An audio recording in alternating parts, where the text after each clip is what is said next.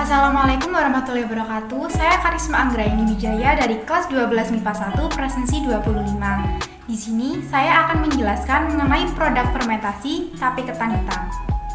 Latar belakang dari percobaan ini yaitu salah satu khas makanan Indonesia adalah tape. Tape merupakan makanan tradisional yang sangat populer dan digemari di masyarakat. Jika ditinjau dari proses pembuatan, dapat diketahui bahwa tape merupakan salah satu produk bioteknologi berbasis konvensional.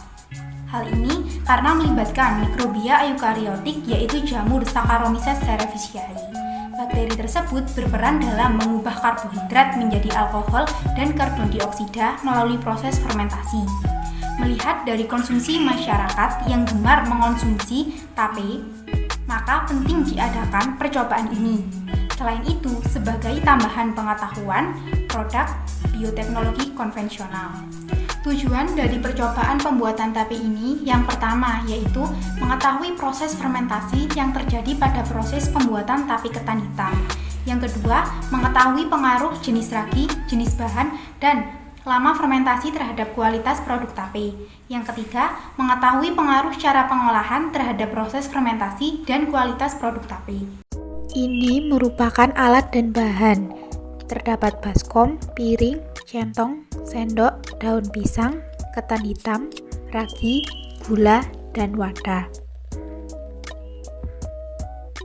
Cara kerja dari percobaan ketan hitam. Yang pertama, cuci ketan hitam dan buang kotoran yang ada pada butiran beras ketan hingga bersih. Selanjutnya, beras ketan yang sudah dicuci masukkan ke dalam baskom. Setelah dimasukkan ke dalam baskom, beras ketan direndam selama 4 jam. Setelah direndam, cuci lagi hingga bersih. Lalu kukus sampai matang kira-kira 30 menit.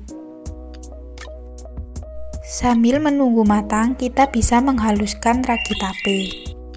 Jika sudah matang, ketan hitam tersebut ditaruh di atas baki, kemudian diratakan. Hal tersebut bertujuan agar ketan hitam yang baru dipanaskan dapat dingin secara merata. Lalu taburkan ragi yang sudah dihaluskan secara merata dan tambahkan gula secukupnya. Lalu masukkan ketan hitam yang telah bercampur dengan ragi dan gula ke dalam wadah yang dilapisi daun pisang. Selanjutnya, tutup wadah dengan rapat agar udara dari luar tidak masuk ke dalam wadah. Lalu diamkan selama 3-4 hari. Ini merupakan hasil produk tape ketan hitam yang sudah matang. Dan yeay, jadi! Kesimpulan dari percobaan ini yaitu fermentasi alkohol merupakan proses anaerob yang mengubah gula hingga menjadi alkohol melalui beberapa tahap. Pada pembuatan ini, fermentasi yang terjadi yaitu perubahan pati menjadi gula dan oleh ragi gula diubah menjadi alkohol, sehingga ketan menjadi lunak dan berair, manis dan agak berbau alkohol. Berdasarkan hasil praktikum saya dalam pembuatan tape ini dapat dikatakan 50% berhasil dalam meneliti proses fermentasi alkohol.